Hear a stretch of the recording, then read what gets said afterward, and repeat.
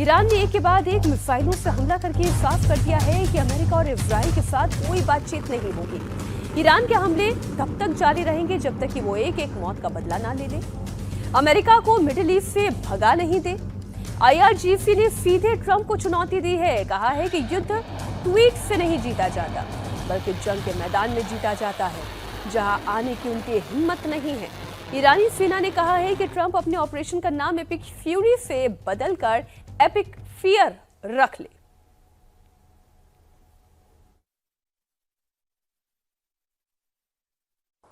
Iran ने Israel समेत पूरे मिडिल ईस्ट में हमले तेज कर दिए हैं। बड़ी खबर इराक के बगदाद से आ रही है, जहां ईरान ने हमला करना शुरू कर दिया है। ईरान लगातार हमले कर रहा है, तो लगातार ईरान अपना बदला ले रहा है। ईरान ने अमेरिकी दूतावास पर भीषण हमला किया। बगदाद की अमेरिकी एम्बेसी पर ईरान और उसके समर्थित संगठनों ने एक के बाद एक कई ड्रोन अटैक किए। बताया जा रहा है कि बगदाद की अमेरिकन एम्बेसी पर ईरान ने शाहिद 136 ड्रोन मारा है। हमले की वजह से अमेरिका का दूतावास धू-धू कर चल रहा है, तो अमेरिकी ठिकानों पर लगातार ईरान की तरफ से हमला किया जा रहा है। अब इराक के बगदाद में भी अमेरिकी दूतावास पर हमला किया गया है। शाहिद 136 ड्रोन से अमेरिकी दूतावास पर ईरान ने हमला किया है।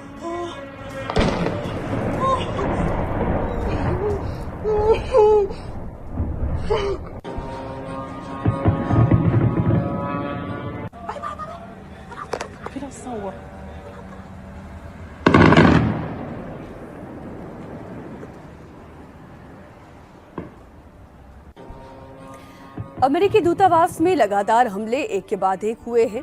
कई ड्रोन से अटैक किया गया। इराक के बगदाद में एम्बेसी पर हमले की ये तस्वीरें सामने आई। ड्रोन अटैक के बाद लगातार आग और धुएं का गुबार एम्बेसी पर उठता हुआ दिखाई दे रहा है। अमेरिकी ठिकानों पर ईरान बड़े हमले कर रहा है। वो चैलेंज कर रहा है अमेरिका को।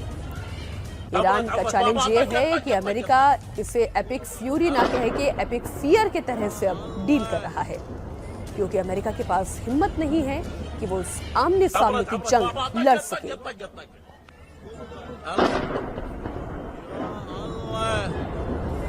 सवाल ये उठ रहा है कि क्या अमेरिका अब इस जंग से एग्जिट रूट खोज रहा है।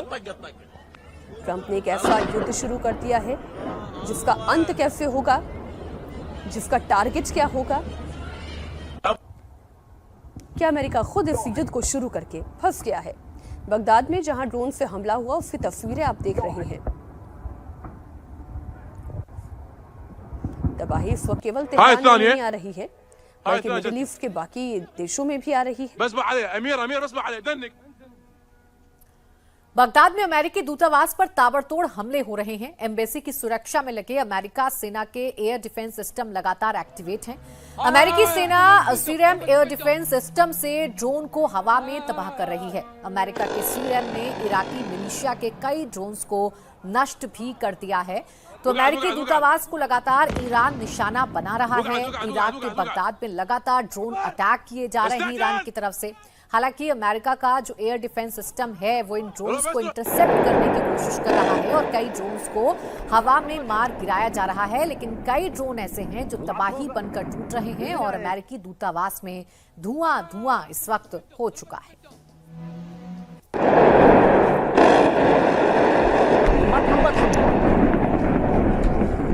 وقعت فوق بالبناية يمكن وقعت.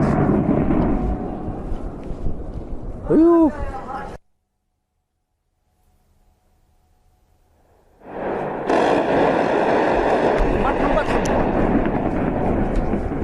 وقعت فوق بالبناية يمكن وقعت.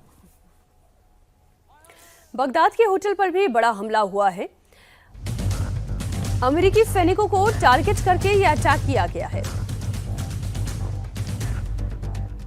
बगदाद से तस्वीरें जो आ रही हैं वो भी हम आपको बता दें। ईरान भले ये कह रहा है कि वो मिडिल ईस्ट के तमाम देशों पर हमला कर रहा है, उसमें वो सिविलियंस पर अटैक नहीं कर रहा है, वो सिविल इंफ्रास्ट्रक्चर पर अटैक नहीं कर रहा है, उसके टारगेट पर केवल अमेरिका के मिलिट्री बेसिस है, लेकिन तस्वीरें कुछ और कह रही हैं। पहले एम्बेसी पर अटैक करना, उसके बाद होटल पर हमला करना। क्या आप ये जानते हैं होटल पर हमला क्यों किया गया? दरअसल जिस अमेरिकी दूतावास पर हमला हुआ है उससे जुड़े हुए कर्मचारी या अमेरिकी सैनिक इसी होटल में रह रहे थे। ईरान का कहना यह है कि इसलिए इस होटल पर हमला किया गया। अमेरिकी सैनिकों को टारगेट करने के लिए यह हमला किया गया। रॉयल ट्यूलिप होटल है जिस पर यह धमाका हुआ है और वहां पर आग की ऊंची लपटें उठती हुई दिखाई दे रही हैं।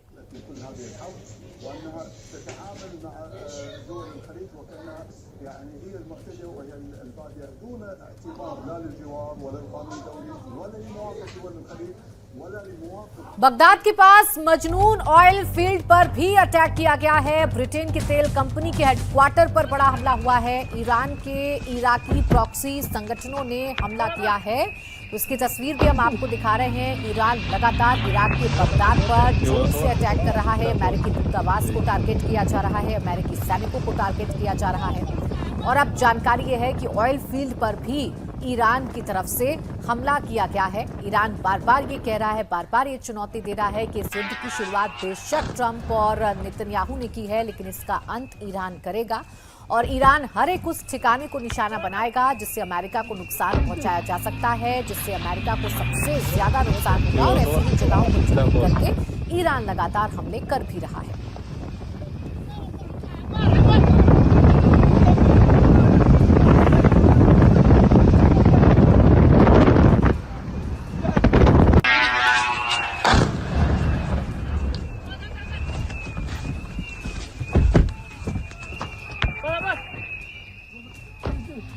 तो ये तस्वीरें भी हम आपको दिखा रहे हैं। इराक पर लगातार ईरान की तरफ से हमले किए जा रहे हैं। बगदाद पर लगातार ईरान की तरफ से हमले किए जा रहे हैं। और ये जो हमले हैं जैसे जैसे बढ़ रहे हैं वैसे वैसे सवाल और गहरा होता जा रहा है कि क्या अमेरिका अब इस युद्ध में कूदकर बचता रहा है?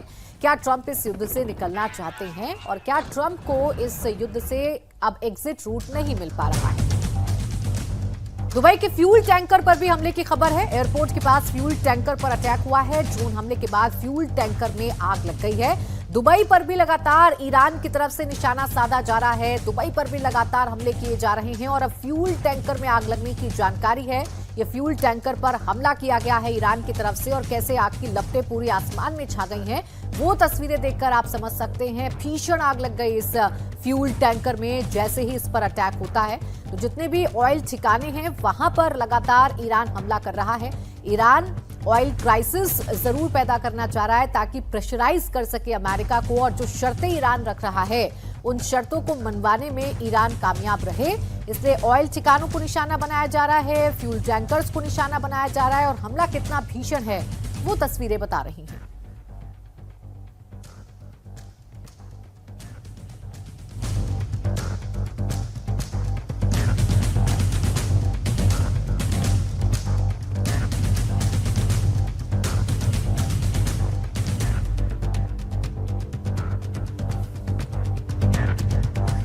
एक और बड़ी खबर आपको दे दें, दुबई एयरपोर्ट के पास भीषण आग लगी है। ईरान ने ड्रोन हमला किया है। दुबई एयरपोर्ट के पास भीषण आग लगी है। दुबई एयरपोर्ट के पास ये हमला हुआ।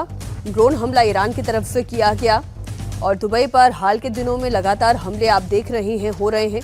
फिर चाहे एयरपोर्ट हो, वहां का होटल हो, सिविल इंफ्रास्ट्रक्चर हो, उन्हें निशाना बनाने की कोशिश हो रही है।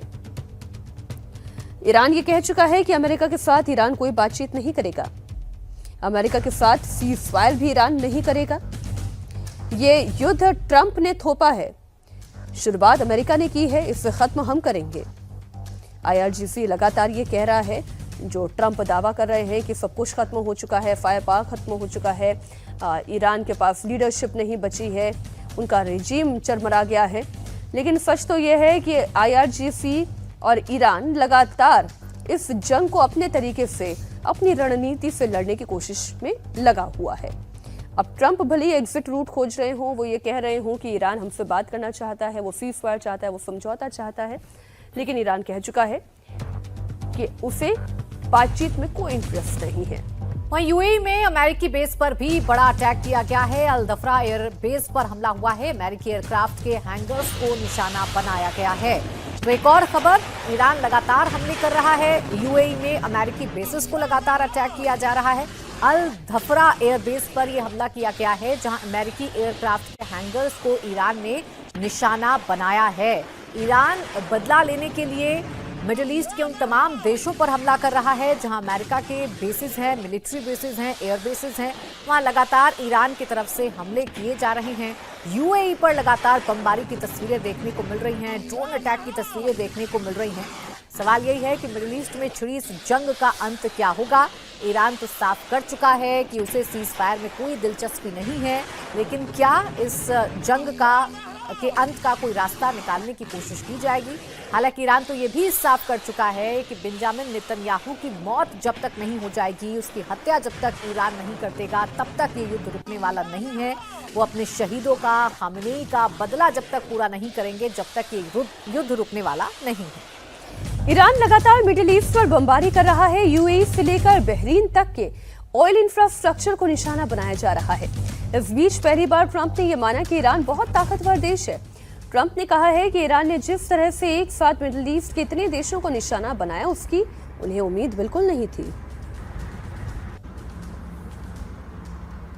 ट्रंप ने यह माना कि ईरान बहुत ताकतवर देश है।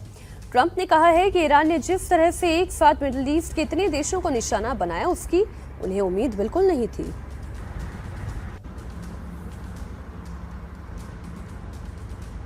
You can't let Iran, who's truly a nation of great terror and power. Look what happened in the last 2 weeks. They weren't supposed to go after all these other countries in the Middle East. Those missiles were set to go after them. So they hit Qatar, Saudi Arabia, UAE, Bahrain, Kuwait. Nobody expected that. We were shocked. And the other one, they fought back. They could have yielded. But think of it, if we weren't around, they had tremendous power. They had thousands of missiles, most of which we've terminated. Iran को लेकर Trump ने एक और बड़ा बयान दिया है। ये बहुत बड़े शतरंज का खेल है। ट्रंप ये कह रहे हैं कि बहुत स्मार्ट प्लेयर्स से डील कर रहा हूं। ईरानी बहुत ज्यादा आईक्यू वाले लोग हैं। यानी ट्रंप को अब इस बात का एहसास हो रहा है कि ईरान को छेड़ तो दिया है, लेकिन ईरान की ताकत को ट्रंप ने कम आंकने की भूल की है। और ईरान अब ये बता रहा है कि वो कितना ताकतवर है और कितना स्मार्टली इस युद्ध में अपनी भूमिका ईरान निभा रहा है। Only because people don't understand it's a big chess game at a very high level. It's a very high level chess, the highest. And I'm dealing with very smart players. These are smart people. They don't get there. When you deal with some of these people, you're dealing with high level intellect, very high IQ people. Iran युद्ध से जुड़ी हुई एक और बड़ी खबर आपको दे दें। ईरान का सऊदी अरब पर अटैक। सऊदी अरब के अमेरिकी बेस पर यह ताजा हमला हुआ है।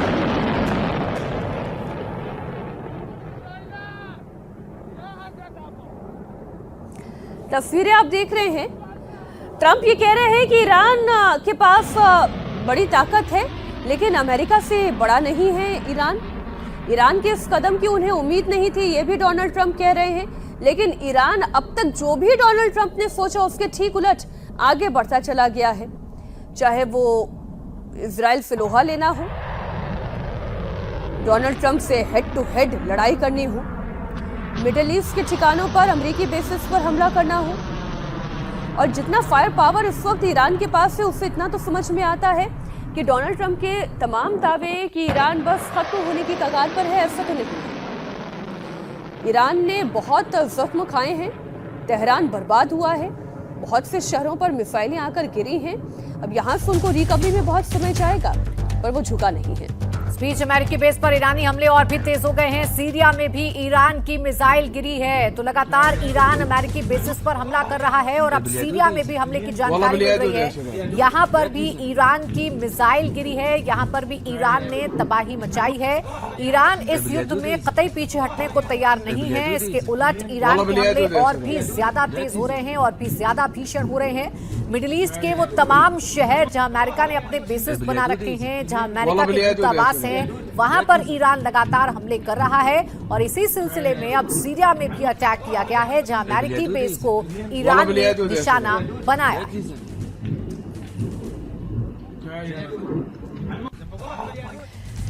बड़ी खबर आपको देते हैं, मुस्तफा को लेकर लीक ऑडियो से एक नया खुलासा हुआ है। खामनेई के सहयोगी के ऑडियो से ये खुलासा हुआ है कि पिता की तरह ही मारे जाते मुस्तफा खामेनेई हमले से ठीक पहले चूंकि वो बाहर टहलने निकल गए थे इसलिए वो बच गए। जिस वक्त हमला हुआ उस वक्त सीढ़ी पर थे मुस्तफा को पैर में मामूली चोट आई है। मुजाहिर हुसैनी है, वो खामेनेई के सहयोगी हैं, उनके लीक्ड ऑडियो से ये खुलासा हुआ है। چقدر فکر کردن، چقدر حساب کتاب کردن که ایشون رو هم با آقا بزنن. ایشون تو منزل بود، آقا مصطفی هم با خانمش تو منزل بود، آقای مصباح دامادشون تو منزل بود. اینا 3 نفری یه جا نشسته بودن، یعنی 3 تا مکان همونجا، 3 تا سویت بخونه امروزیا اونجا نشسته بودن. تقدیرات الهی این بود که آقا مصطفی یک کاری تو حیات داره، بره تو حیات انجام بده بیاد. اومد تو حیات از پله ها داره میره بالا، اون شک کرد. خانوم ایشون سرکار و خانوم حداد درجا شدید شد. اونها سالم اومدن بیرون.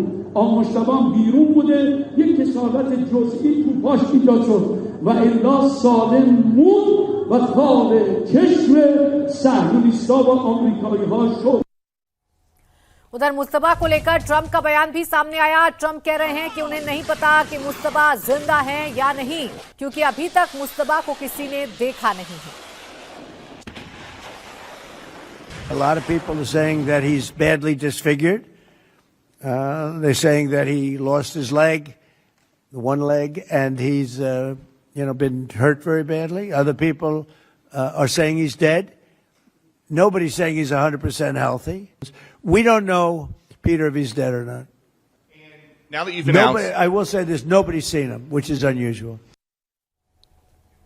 ईरान का इजराइल पर बड़ा मिसाइल अटैक हुआ है।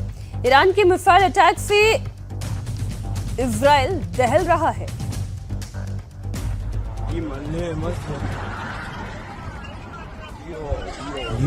तस्वीर है, मिसाइल अटैक की तस्वीर है। हालांकि जब आसमान में ही जब आप किसी बारूद को फटते हुए देखते हैं तो उसके पीछे काम कर रहा anti drone anti missile system होता है, लेकिन फिर भी कई सारी मिसाइल अपने टारगेट पर हिट होने में कामयाब रही। एक साथ कई सारी मिसाइलें आकर गिरी हैं, उनमें से कुछ हवा में ही नष्ट हो गई तो कुछ जमीन पर आकर तबाही मचा रही है।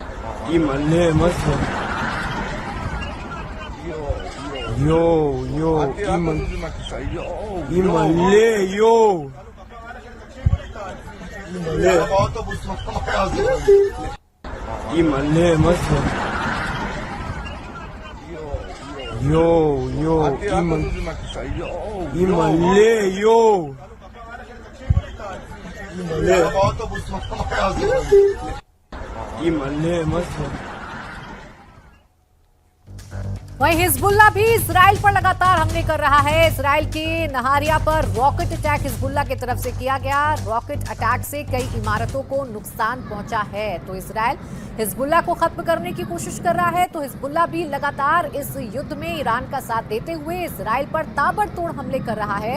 इजराइल के नहारिया पर ये रॉकेट अटैक किया गया है। रॉकेट अटैक से कई इमारतों को नुकसान की भी जानकारी मिल रही है। दिन ब दिन ये युद्ध और भी ज्यादा भीषण होता जा रहा है। हिजबुल्लाह भी इस युद्ध में पूरी तरीके से कूदा हुआ है। हालांकि हिजबुल्लाह के ठिकानों को इजराइल लगातार निशाना बना रहा है, लेबनान में लगातार अटैक कर रहा है, लेकिन हिजबुल्लाह भी जबरदस्त पलटवार कर रहा है और इजराइल के कई शहरों को हिजबुल्लाह की तरफ से नुकसान पहुंचाया गया है। ये तस्वीर आप देखिए, ये पूरी इमारत मलबे में तब्दील हो चुकी है। ऐसा लग रहा है कि खंडहर की तस्वीर इस वक्त आप देख रहे हैं। इसी तरीके की तस्वीर इजराइल के अलग अलग जगहों से देखने को मिल रही है। ये नहारिया की तस्वीर हम आपको दिखा रहे हैं, जहां एक इमारत को टारगेट किया गया है और वो इमारत कैसे मलबे में तब्दील हो गई, वो तस्वीरें आपके सामने हैं। इजराइल के नहारिया में भारी तबाही की एक और तस्वीर आपको दिखा रहे हैं। रॉकेट अटैक के बाद कई बिल्डिंग में आग की तस्वीरें सामने आई हैं। आसपास लोग दहशत में भी दिखाई दे रहे हैं।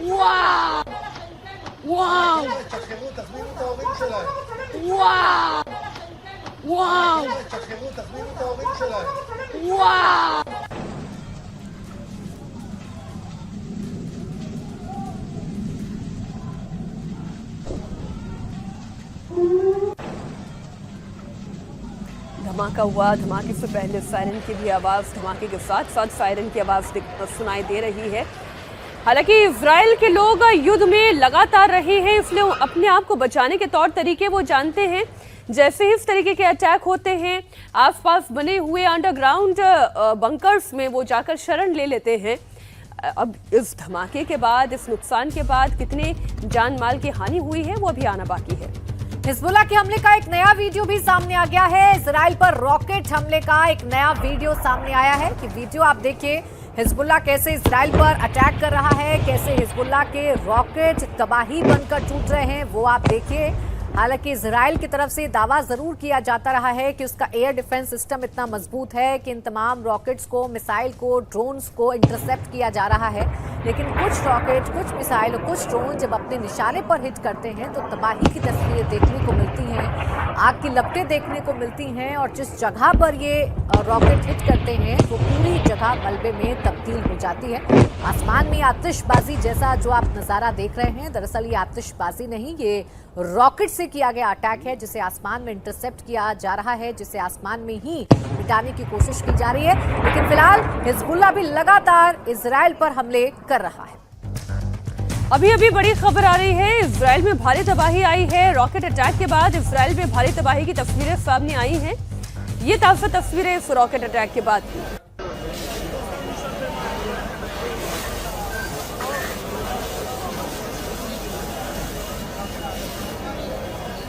हिजबुल्लाह पर इजराइल ने पलटवार किया है। साउथ लेबनान में आईडीएफ की एयर स्ट्राइक में हिजबुल्लाह के ठिकानों पर हवाई हमला हुआ है। साउथ लेबनान में आईडीएफ ने एयर स्ट्राइक की है।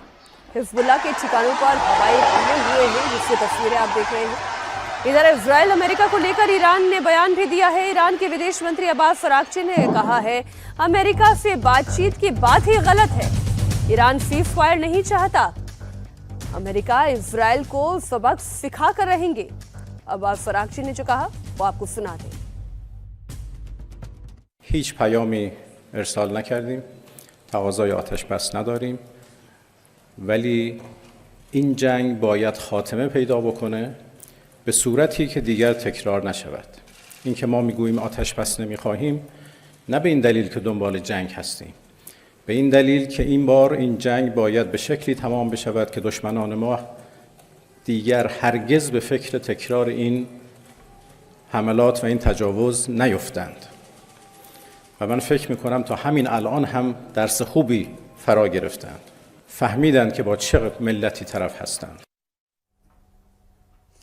ईरान पर अमेरिका इजराइल की बमबारी लगातार जारी है। ईरान के साइबर कॉप हेडक्वार्टर पर ताज़ा हमला हुआ है। हमले से साइबर कॉप हेडक्वार्टर कैसे तबाह हुआ वो देखिए।